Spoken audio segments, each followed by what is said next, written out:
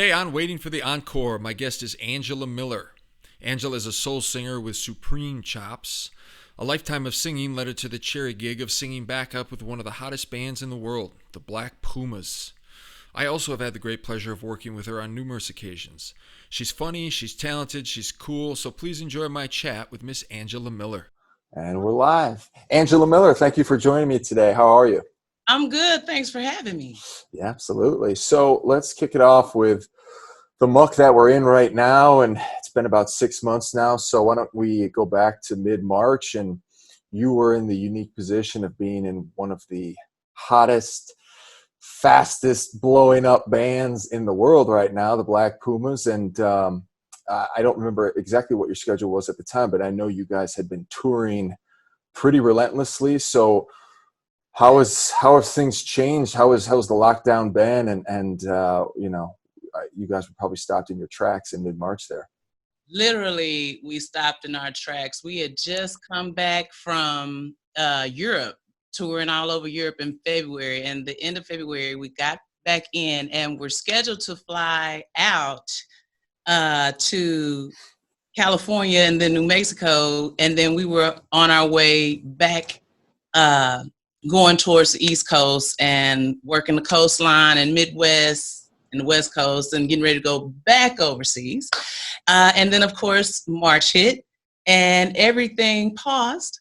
And we have been, I have to say, we've been producing things and there are videos and live streams that we have done, but the workflow has literally stopped when it comes to having concerts, venues, live, anything.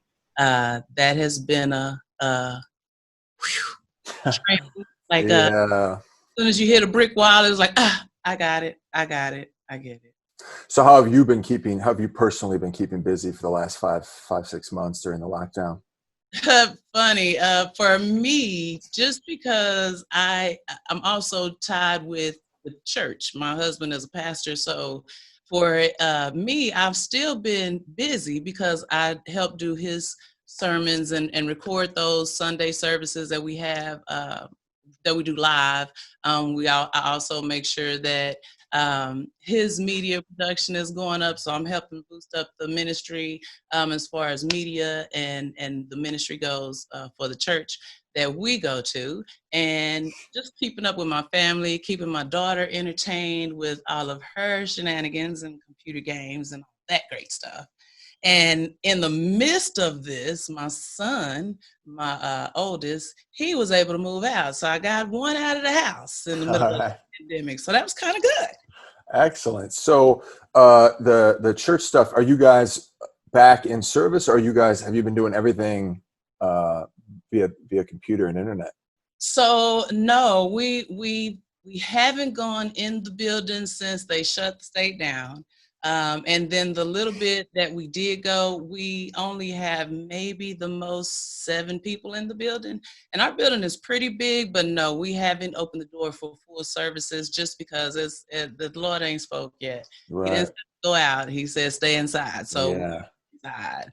And how is it going? How's the church life going through the internet? To be honest, it's really good. You would think that it would slow down, but it's actually picked up. I think more people like the fact that they can be in the comforts of their home and not feel the stress of having to get up, put on some clothes, look this way. Let me just get in my bed, get a pillow. Here's the Bible. I'm ready to go. Yeah. So it's been different. It's actually been better, and the ministry has been growing as also. So How about that? the pandemic, it's had its good side and bad side, and I have to say the good, regardless to what we're seeing in the news and hearing everywhere, I have to say just in my family and what we've experienced, we've been kind of blessed through this mess. Thank God. Yeah, I would kind of agree with you. I know everyone's got their own specific struggles, and everybody's going through different stuff and the same stuff all at once. But I'd say the same thing on my end. It's we've been lucky to be able to, we're not in dire straits in any way, and it just makes you grow in different ways, and you got to open up different open up different windows and let new breezes come through and try new stuff. So You definitely have to, and this with everything that's going on, it definitely makes everybody have to try something different. mhm. If you never experienced anything in life, try something different and Yeah, see what happens. And usually it's either gonna, most of the time it's gonna climb, or you're gonna right. find your weakness and fix it. So Yeah, that's been the best thing that's going on with this pandemic situation. I agree with you there. And so you said you have two kiddos, is that right? I do. I have my oldest is 23, and my youngest will be 12 in November. So Oh wow. So you guys have a big gap there, huh? yes, Yeah, yes. I've got the one 4.5-year-old, and we don't know about the second one's still up in the air. So, Really? yeah, we don't I know yet. remember the little girl. She Yeah, was so sweet. yeah, you met her when she was real young. I think she was Yes. like 1 or 2 then. So, Yes, I want to say, yeah, I don't even think she was, maybe she might have been getting ready to turn 1, or maybe yeah, just to turn 1, I yeah, think. she was tiny. So we can get into all the exciting stuff, the Black Puma stuff, and how your life has changed from that in a little bit. But I want to kind of go back a little bit and hear about just what your musical roots are and also what your roots are as a person. Are you from the Austin area or where are you from originally? I am originally from Austin, right here, Wow. born and raised. Wow. I left Austin for a short term just to go to school, and then kind of ended up liking where I live, which was in Dallas.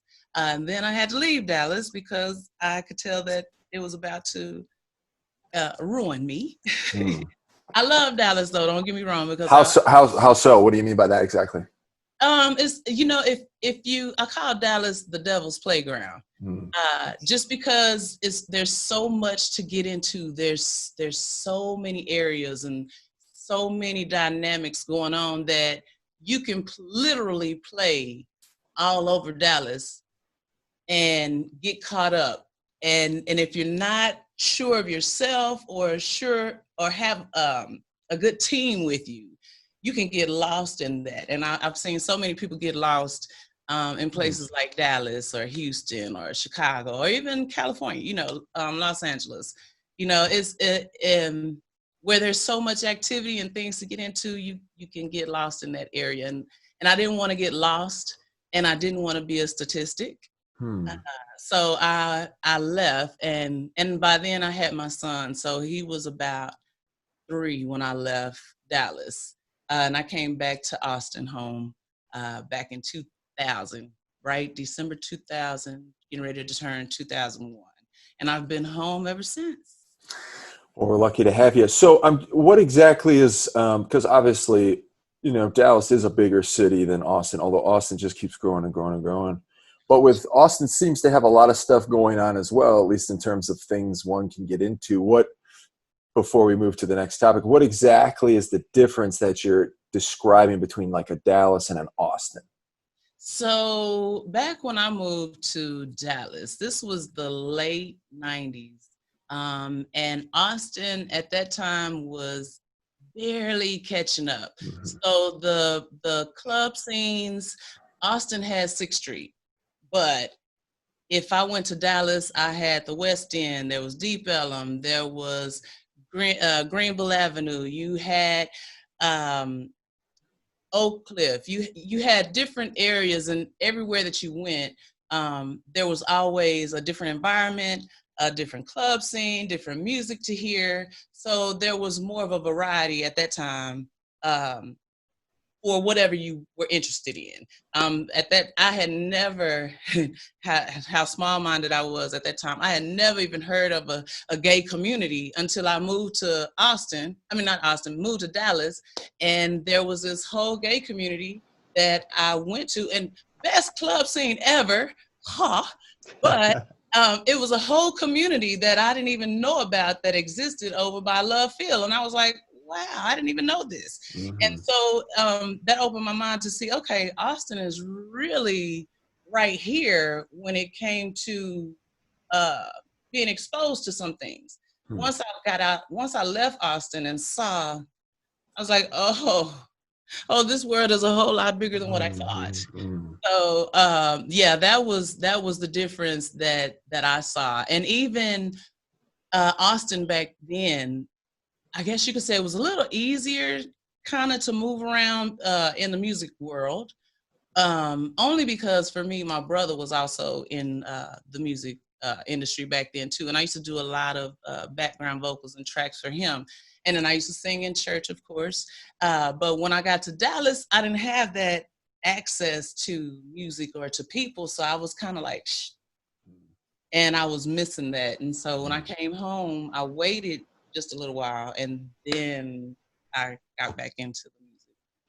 Well, that's a good segue into the music part of your life, because I've been fortunate enough to work with you, which was a joy, and I'm so glad to see what you've got to enjoy with the Black Pumas in the last couple of years. But yeah, take us through your kind of as early as the music started. I'm sure you loved it at a very early age, but when did you start kind of engaging the practice of it, and even getting involved in the profession of it? So yeah, true enough, early age, but I never honed in it until I got to high school, believe it or not. I played in band when I was in junior high and high school, but the actual physical singing part, where I let myself be exposed, Mhm. wasn't until high school. Uh, Maybe the second semester of freshman year, leading into sophomore year. And it was just because me and my friends were in band and we liked In Vogue, and In Vogue came out back then. And so we used to just play in one of the practice rooms and would just sing. And people would come by and hear, and they'd be like, y'all sound so good. And I was like, really? Okay. So, but I also would do like little hooks and tracks for my brother on their records and CDs when they were doing rap back then. So that was also my exposure there because he knew I was scared. But And was he an older brother? yeah, older brother. Back then, their group was called Simply Mackin'. And I did a lot of the background vocals and tracks on all of their hooks and CDs. So that was fun and great exposure. Then I stopped and went to college, had a baby, got married. Uh, and then for a couple of, maybe about a year in between that, I kind of did some self demos, but I always wrote. I was always writing lyrics all the time. And I tell people all the time, I have lyrics for days. No music, just lyrics. So if you give me the music, I could put anything to it. Uh-huh. So I always had that. And then me and Lauren, I started working at the state. And I didn't know that there were so many talented musicians and singers that worked for the state of Texas. Oh, wow. How about that? Didn't know that. And that exposure exposed me to a whole new world of everybody's music. And it just so happened that it was a talent show that was during the Black History Month, and I was on the committee, and I used to do the Black History Choir. So I was a choir director for my job, and we ended up having a talent show, and Lauren was singing, and I had seen Lauren around a bit, but never heard her sing. And she played guitar a little bit, and I was like, "Hey, you sound good." And she was like, "You sound good too." And the musicians of the state that were playing, they were like, "We should start a band." And so, henceforth, the Soul Supporters. And then from the Soul Supporters, you talk about. Uh, Being blessed and walking in favor, because from the time we dedicated ourselves to Soul Supporters, we've been exposed to everybody. We did some work with Ray Benson. We did work with Bobby Patterson. We did work with, uh, oh my goodness, You Lose a Good Thing. Uh, Hmm. I can't think of her name right now. That's a shame. And I love her to death. But she sings You Lose a Good Thing, and she was a left-handed guitar player. That was always fascinating. But we did work with her. I've been exposed with Don Was Not Was, and Warren Hayes, and some great people. And our voices ended up being from here to Canada, to Japan, and then then we started working with Adrian, and then Adrian was like, hey, and it was like, hey, let's make this work. When you need, I'll call and let's do it. And then Black Pumas came, and I was like, I'm game. Let's do it. I like this. It sounds good. I like music. Let's make it. And it just literally so fast. I definitely want to sink our teeth into the whole Black Pumas phenomenon, but just to kind of tie up some of what you were just talking about. So is the Soul Supporters just you and Lauren, or is it the entire group that you guys have been working with for? When did the Soul Supporters start? What year was that? That had to be, I want to 2013. Okay. Yeah, by 2013 we started, and originally it was me and Lauren and Ricky, which is the bass player, and John Weisenbaum, who at that time was worked with the state, and then he became commissioner of our building area. And so it was kind of like, you can't be commissioner and do these gigs too. He wouldn't want you to jeopardize your job. So we switched him out and got Scott Unsinker.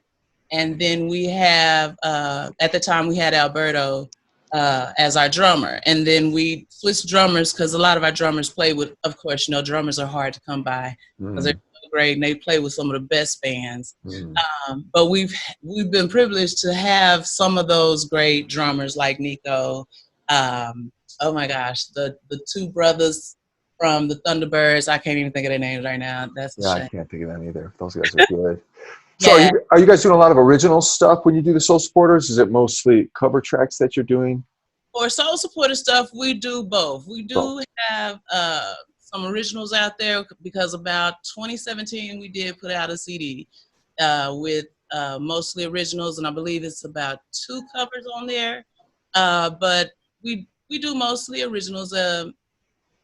And then we do a lot of covers just because it's just easier to do a cover. Right. And a lot of people like covers more than your original if they're not feeling you when you're first trying to come out. And so you're trying to give a little bit of everybody to kind of show your skills and what you're capable of. So, and then plus you have to have some of those covers for those weddings and those parties that people like to have and they want to hear. Absolutely. Yeah. Got to fill the stage time. Yes, definitely have to do that. Well, cool. Let's transition to this unbelievable moment for you and for Austin and for everyone involved with the Black Pumas. Were you guys on the ground floor with that band, or were they had the ball rolling a little bit and then you jumped on after that? So for me, Eric and Adrian, of course, had already been working together, and Adrian gave me a call and said, hey, can you come and lay some vocals on some music? He said, you can do whatever you want with it. I was like, really? Okay, cool.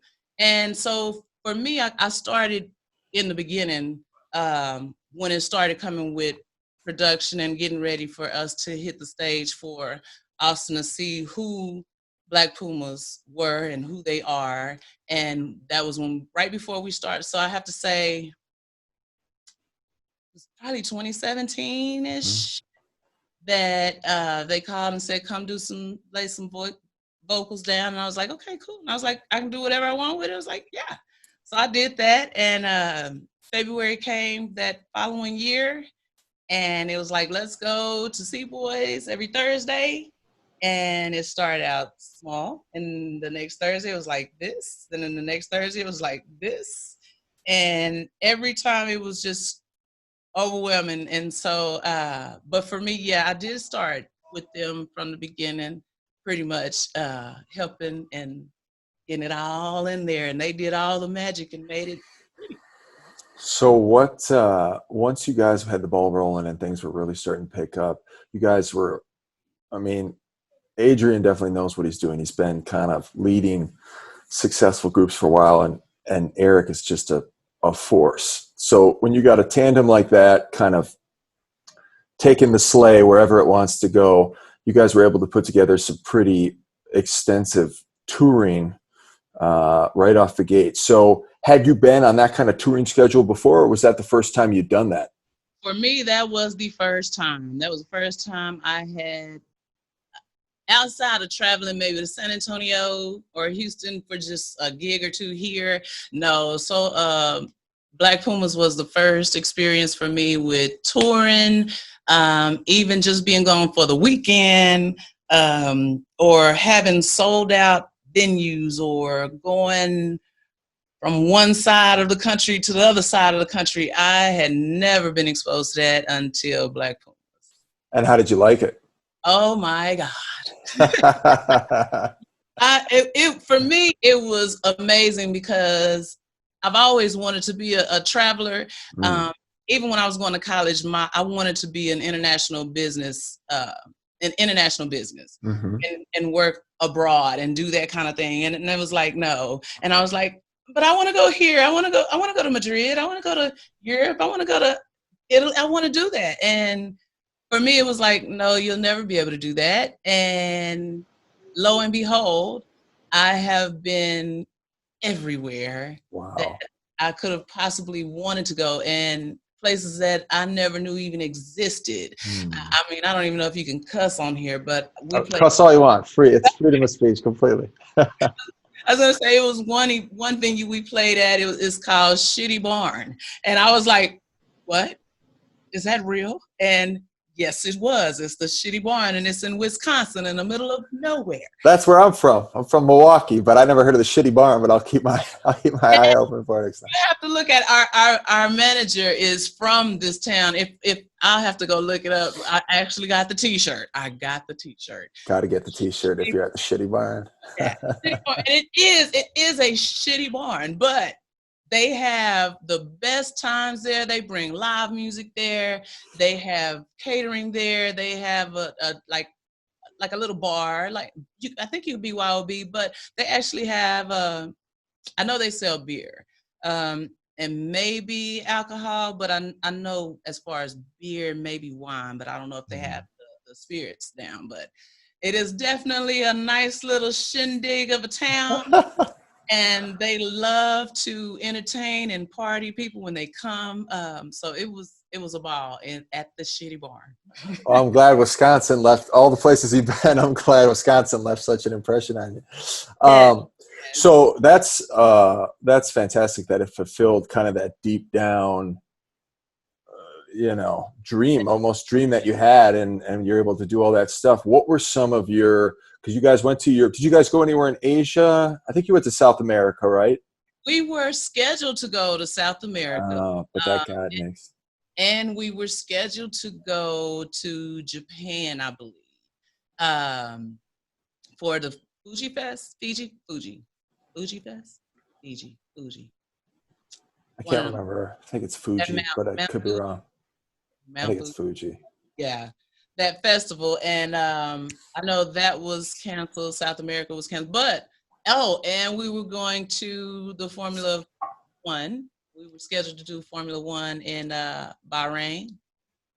So that's been rescheduled. So everything that was scheduled for us to be doing like right now has been all scheduled for the spring going forward next year, which they did post that. So fingers crossed that the world is kind of in somewhat of a better order with wellness, health, and spirits and beings, that we can all get out and do again, because I do miss performing with them.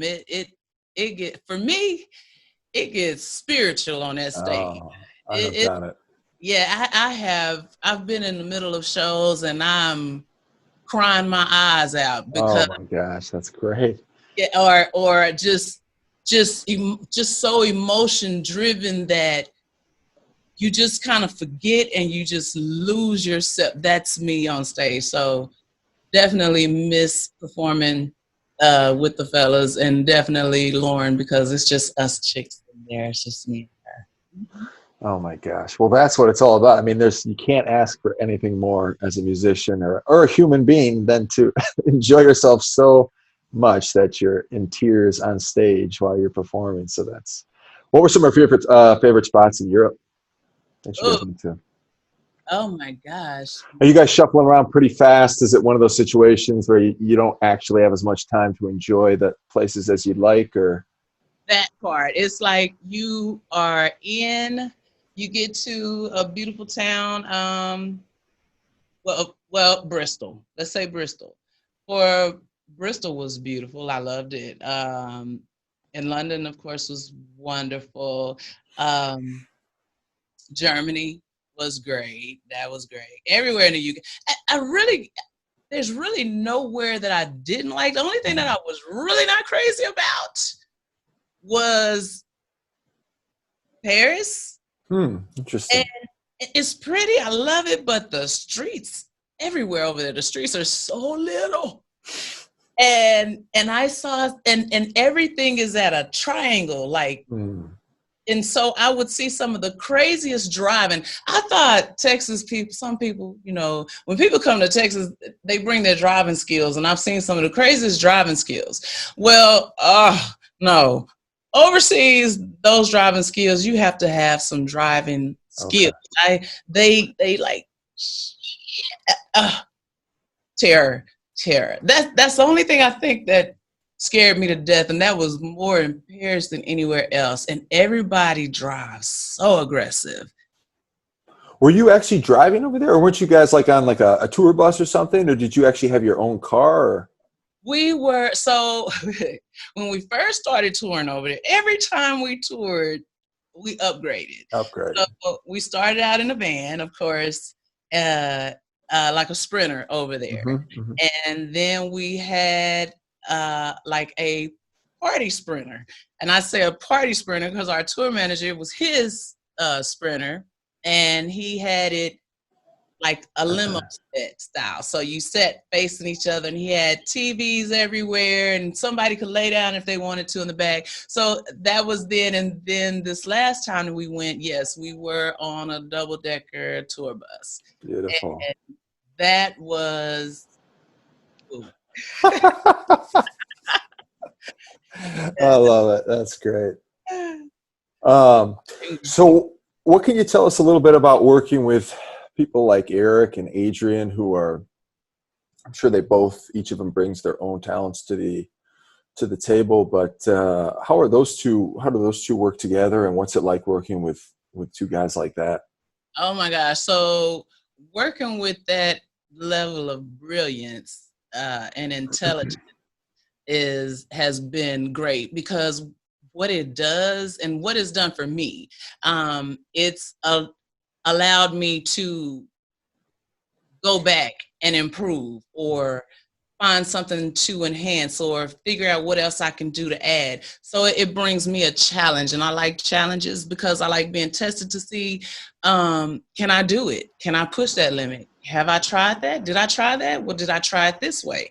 Or maybe this word versus this word, or maybe this key versus this key, or this sound versus this sound.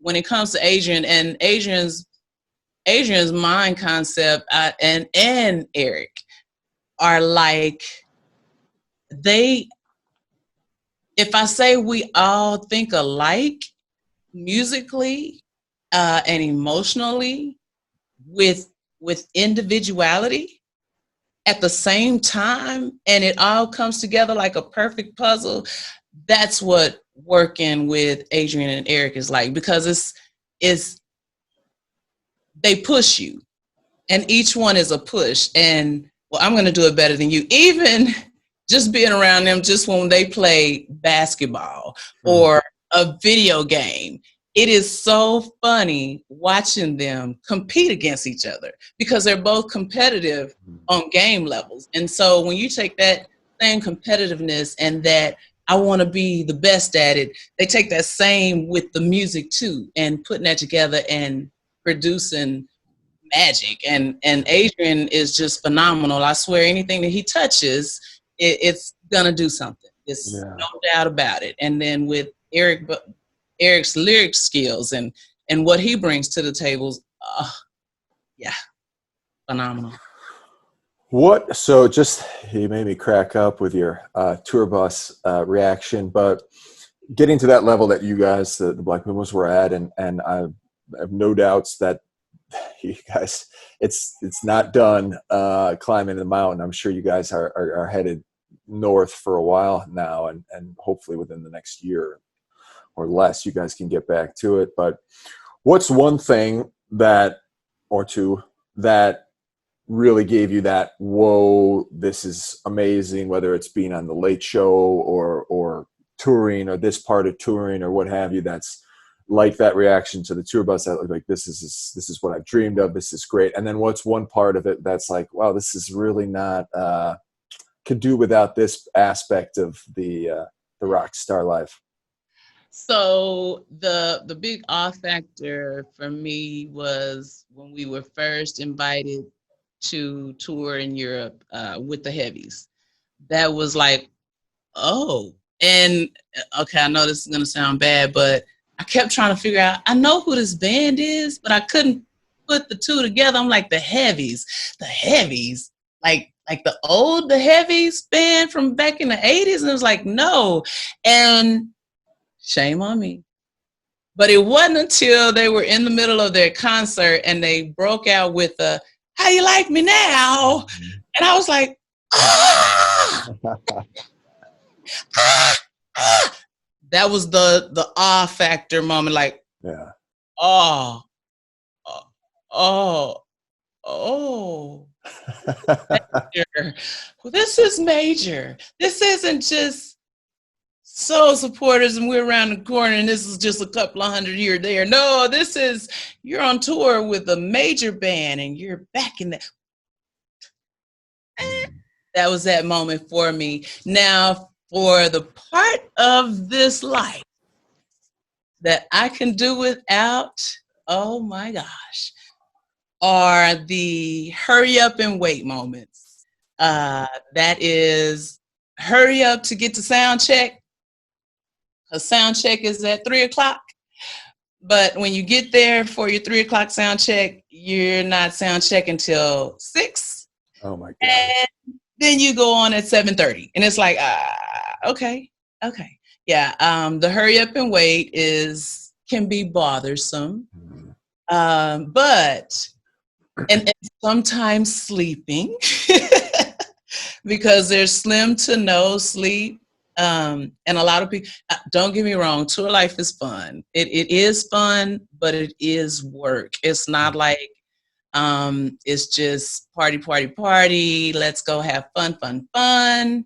No, because when it's time for you to do what your skill is, whether you're an instrumentalist, or you're a vocalist, or if you're the tech guy, or if you're the manager, when it's time to do what you're called to do or what your profession is called to do, then it's definitely work. And sometimes it's not. Sometimes you don't work with the best of teams when it comes to different venues. Some venues have great teams to work with. Some venues have teams that are clueless, or because they've all just started and they're excited and they don't know what to do. So that part of it can be a little tedious and a little reckless, but other than that, it's work. And when you love what you do, you don't mind it. Yeah, I hate that. Anytime that hurry up and wait Yeah. thing is because like when you're ready to go, it's go time, and it's like if you have to wait a while, you got to let it sit and then drum it up on cue. It can be very Hard. frustrated, hard. Yes. And I haven't done the full on for lack of a better term, red carpet rock star thing, but I've definitely done we've been on the road a lot over the years, and people, touring has a romantic vibe to it, but it's definitely, I describe it like it's not vacation, it's adventure. And with adventure comes everything. It comes fatigue, it comes excitement, it becomes, the doldrums, it's everything. So I'm sure that's what you're getting your fill of with those tours. All of the above, and including missing your family, because you do miss that time with family. So that's also a challenge too. Were you able to basically kiss goodbye to the day job once you were on the road with Black Pumas, or do you still kind of go back to work when you're in town? So believe it or not, I had to say goodbye to the day job and do this full time because it was gonna be hard to get a job or to keep working. Like Right. I'd have to tell them I'm gonna be out 3 weeks out of the month. So they'd be like, "Well, what are you coming in for?" Yeah. So it was kind of like, okay, and this was before it even started building up. Now, initially, I was still working because a lot of the events that we had, they were kind of like weekend things. So it was no biggie for me to do that. But when that initial tour to Europe that we did that May of 2018, after that, I was like, okay, I can't work a regular full-time job or even a part-time job because our touring schedule was so unpredictable. And when I say unpredictable, meaning we'll have maybe 20 shows on the calendar for the month of July. And in the middle of that 20 shows, there'll be 10 interviews that we have to do in the middle of all of that. And so it's kind of like, oh, okay. Or so it was like, no, I can't work a full job. So this is my life. And that's kind of what I've always wanted to do. That's been kind of my thing. I wanted to do what I love, which I love music. Um, I know some of my family wish I was going into the gospel world or any other world. But like I tell them, I didn't specify what genre of music that I wanted to sing. I like music.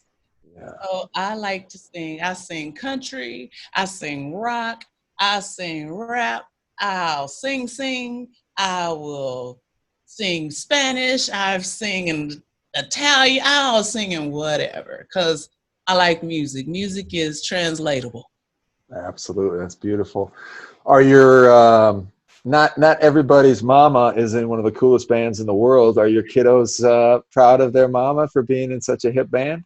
They are. My daughter, before she even realized that uh, Black Pumas was on the level that it was on, she kept telling me, "Mom, you're a star." And I'm like, "Why? I'm not a star, baby. If Mama was a star, do you think we'd be living like this? Or do you think I'd be having this?" And she was like, "No, Mom, you're all over YouTube." And I'm like, "Huh?" So I was a YouTube star to her, and my son was able to come to some events.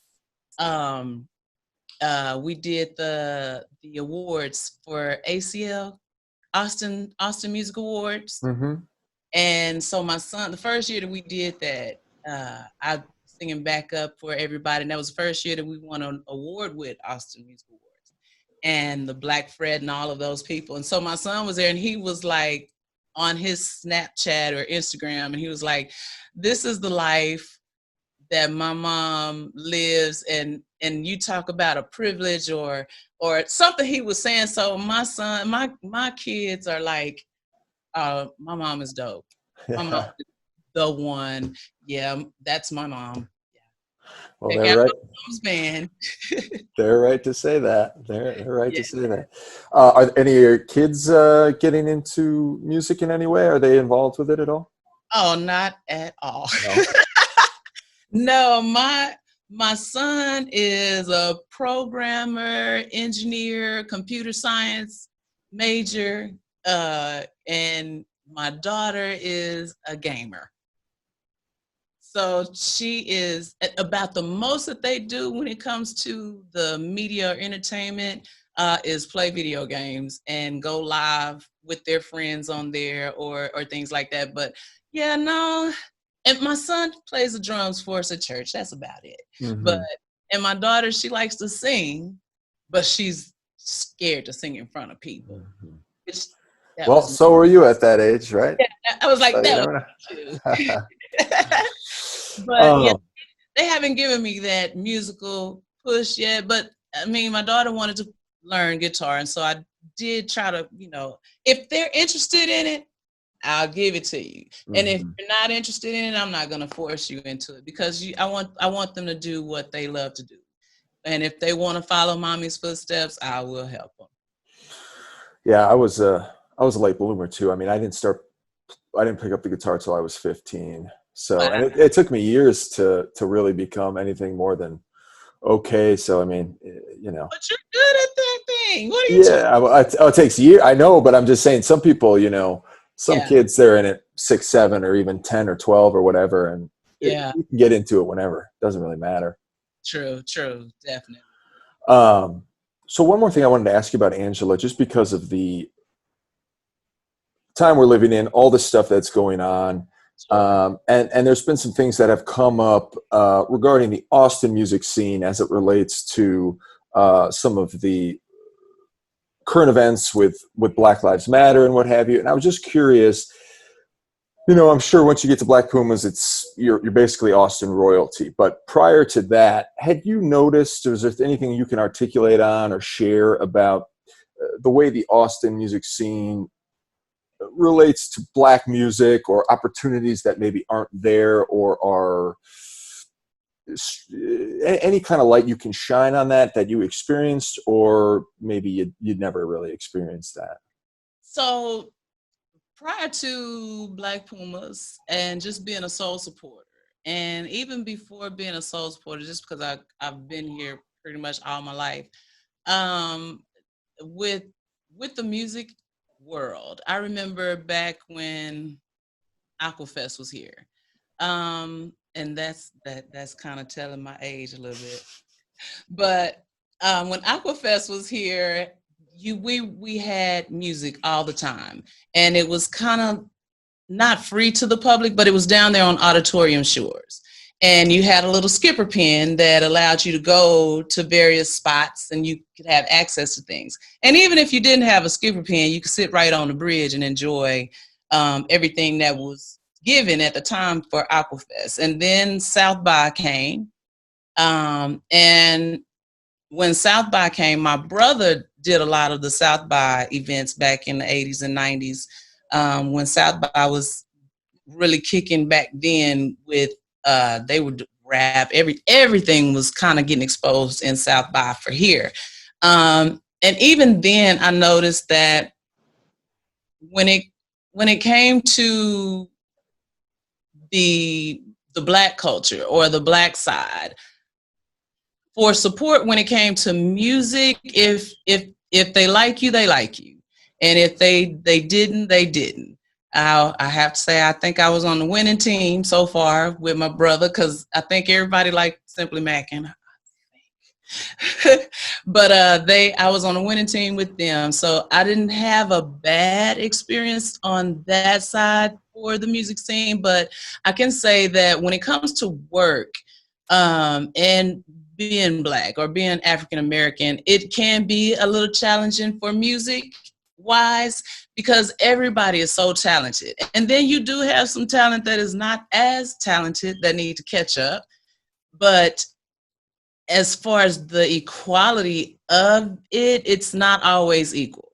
Sometimes the pay is not equal. It could be, and they'll use the excuse of, well, you need to bring in the crowd. No, I don't need to bring in the crowd.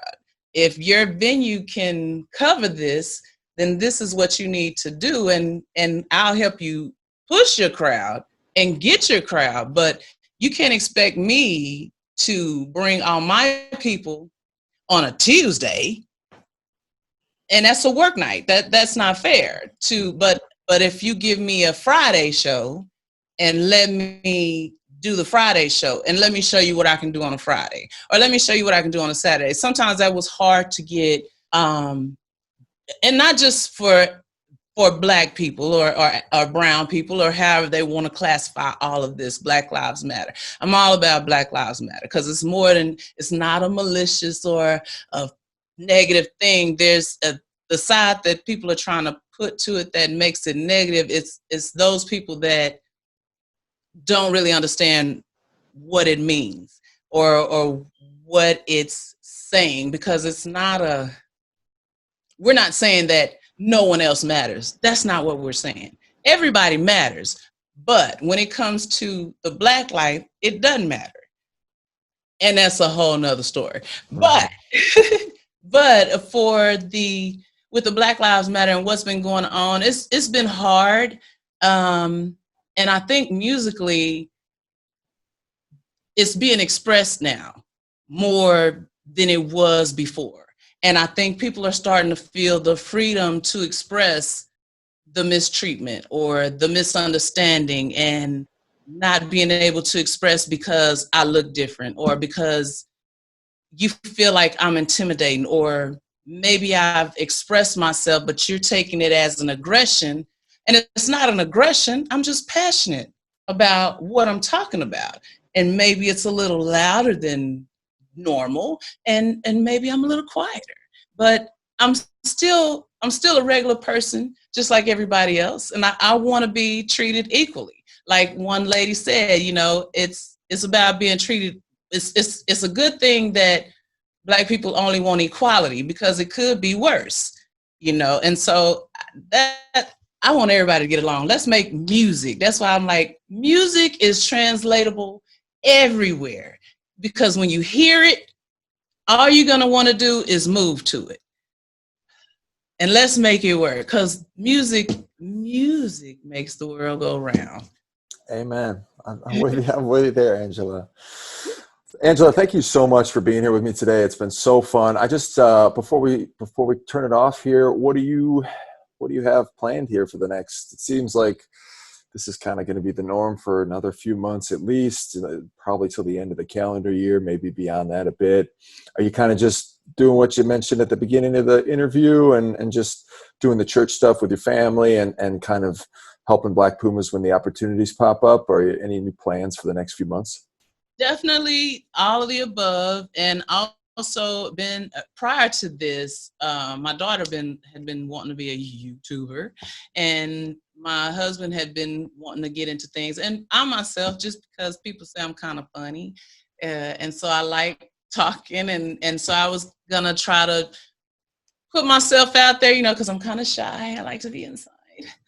But I said I was going to put myself out there and start exposing myself. So I started buying all this equipment, and it just worked out, because it's helping for the church and for my daughter and for myself. So I don't feel like I wasted any money, thank God.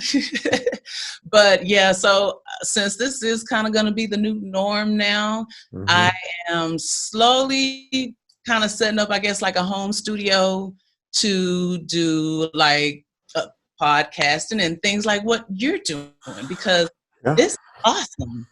Yeah, it's enjoyable. It's definitely becoming the new norm. It was already becoming the new norm, and now it's more relevant than you could ever have possibly imagined. So I would say, yeah, get your daughter on there, get yourself on there, get your husband on there, and Yeah. go do it. I want to interview you one day and be like, so Sam, come on and tell me about it. Yo. I'll be ready, Angela. Whenever you're ready, just call me up.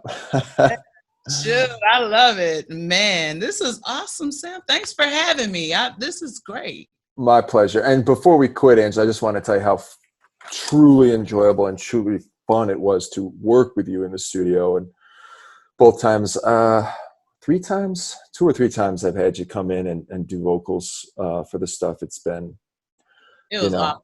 It's just so fun. The efficiency, the quality of product, and then just having those songs in their completed form. It's like a dream realized for me, because I get that from the root, from that real church, that real soul, and it's